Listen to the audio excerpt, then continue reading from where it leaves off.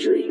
This is the land of Balochistan, a region that has long appeared barren, desolate, and deprived to the world. But did you know? Beneath this very land lie treasures of gold and copper that have the potential to transform not only Pakistan's economy, but the economy of the entire world. Yes, we are talking about Reko Diq, one of the world's largest gold and copper reserves. A natural treasure buried beneath our feet for centuries, yet we either remained asleep or when awakened chose silence. Now just pause and think. If you knew that gold was buried beneath your own home, yet you couldn't benefit from it, could you truly call yourself its rightful owner? This is exactly what happened with Pakistan for years. Reko Diq was ours, but the decisions were made elsewhere. The deals were signed by others, and the profits always enjoyed by outsiders. The story of Reko Diq is not just about the treasure hidden underground. It is a tale of broken trust, of legal battles, of national dignity, and of that crucial moment when, after a long, difficult, and costly struggle, Pakistan finally reclaimed what was rightfully its own. In today's documentary, we will present the complete history of Reko Diq. Who discovered this treasure? Which foreign company got involved? Who signed the deals? Who stayed silent? Who spoke up? And who was the one that sold national dignity for personal profit? We'll reveal how a court decision changed everything. How an almost $6 billion penalty was imposed in international arbitration. How the government of Pakistan did not give up and eventually negotiated a deal with a Canadian company that not only saved the country from billions in losses, but also turned a long-held dream into reality. This documentary is not just information, it is awareness. It is a question. It is the truth. A truth you may never have heard in its entirety before. So let's begin.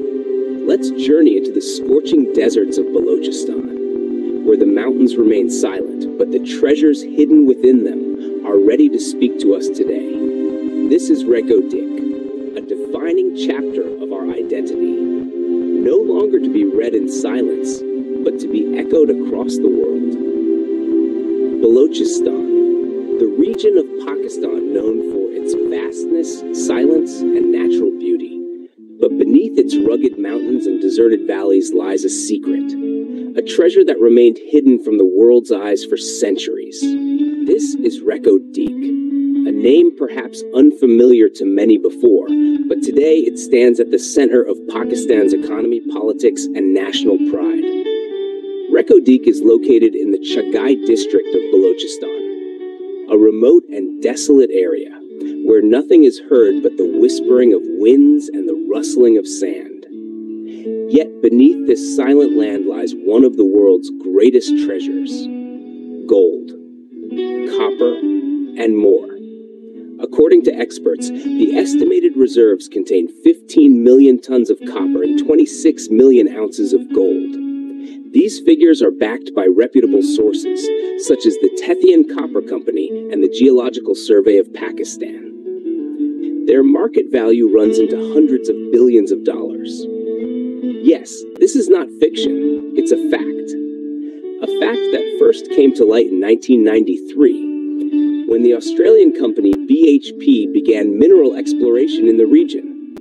Later, the Tethian Copper Company, TCC, took over the project and declared, "This site is one of the world's largest untapped mining opportunities.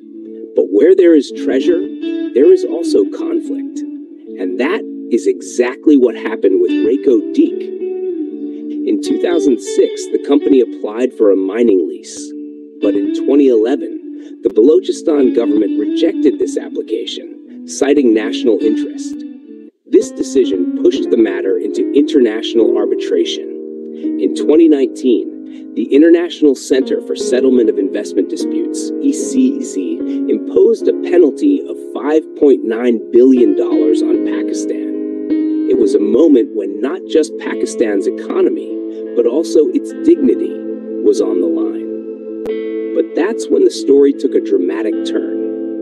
In 2022, under the leadership of Prime Minister Imran Khan, the government of Pakistan began treating the issue with utmost seriousness.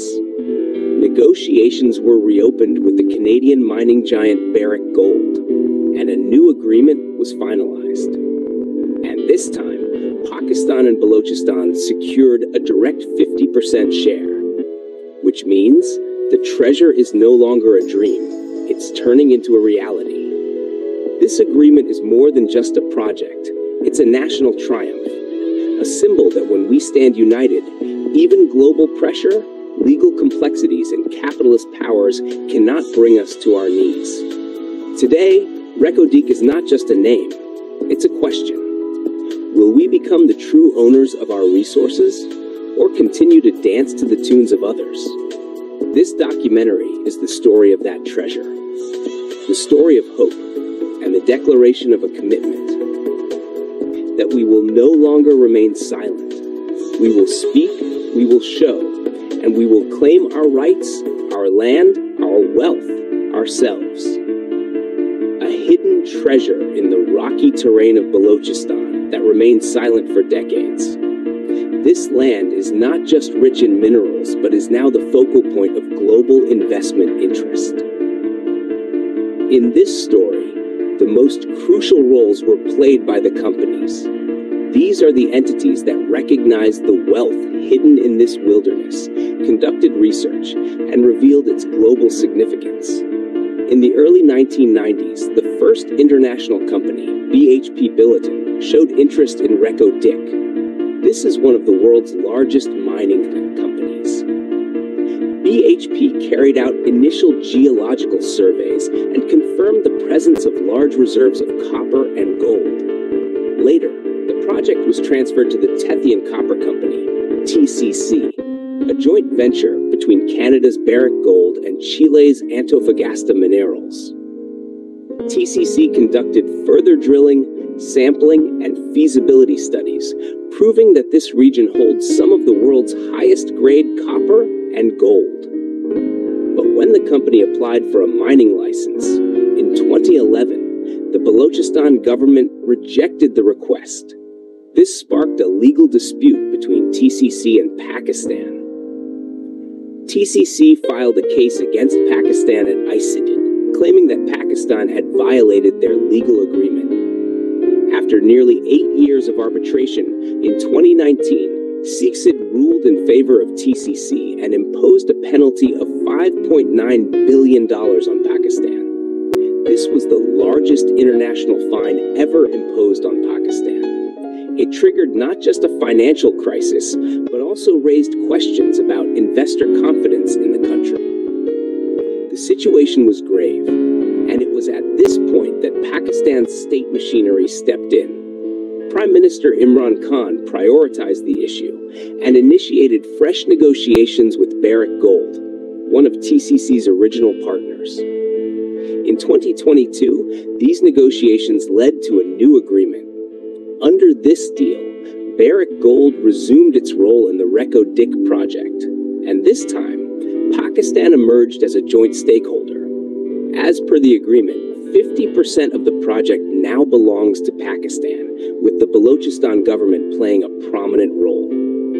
Simultaneously, the multi-billion-dollar fine was waived, and a positive signal was sent to global investors. Barrick Gold is not just known for mineral extraction. It is also respected for its commitment to environmental protection, community welfare, and use of modern technology. In the Reko Diq project, the company is now operating with the promise of modern technology, eco-friendly practices, and local employment generation. But the truth is that all of this is part of a complex process. Governments have changed, attitudes have shifted, and priorities have evolved. Where General Musharraf's regime initiated the project, the dispute intensified under the PPP government. Under the PMLN, the case reached international courts, and in Imran Khan's tenure, serious efforts were made to resolve it. Caretaker and subsequent governments have also expressed intentions to continue the project. project. The role of companies now goes far beyond mining. It is linked to Pakistan's economic independence, investment climate, and public welfare. Reko Diq is no longer just a project. It is a decisive chapter in the economic history of Pakistan. And in this chapter, the role of international companies, their policies, and the agreements made with them applicable must now reflect transparency, wisdom, and national interest.